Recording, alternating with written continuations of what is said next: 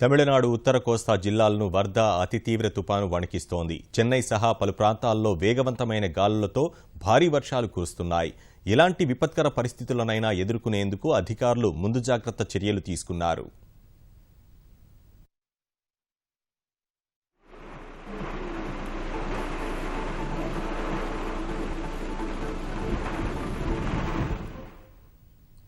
పశ్చిమ మధ్య బంగాళాఖాతంలో కేంద్రీకృతమైన అతి తీవ్ర తుపాను వర్ధ కారణంగా చెన్నై సహా తిరువళ్లూరు, కాంచీపురం జిల్లాల్లో వేగవంతమైన గాలులతో కూడిన భారీ వర్షాలు కురుస్తున్నాయి.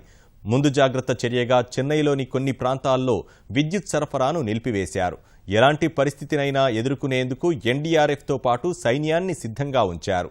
నౌకాదళం, వైమానిక దళం అప్రమత్తంగా ఉన్నాయి.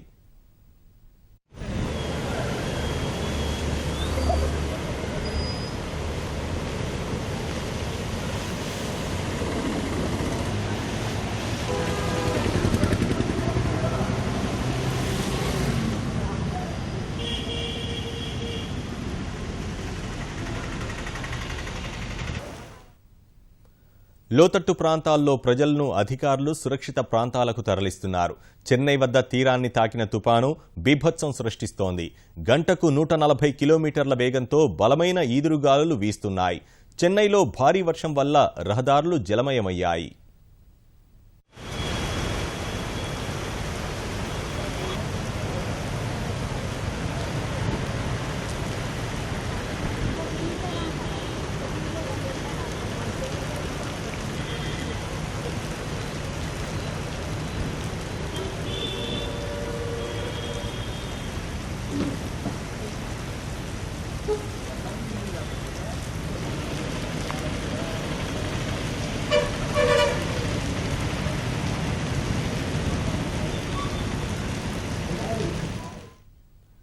చెన్నై విమానాశ్రయ రన్వేను తాత్కాలికంగా మూసివేసిన అధికారులు చెన్నై వచ్చే విమానాలను బెంగళూరు, హైదరాబాద్కు మళ్లిస్తున్నారు.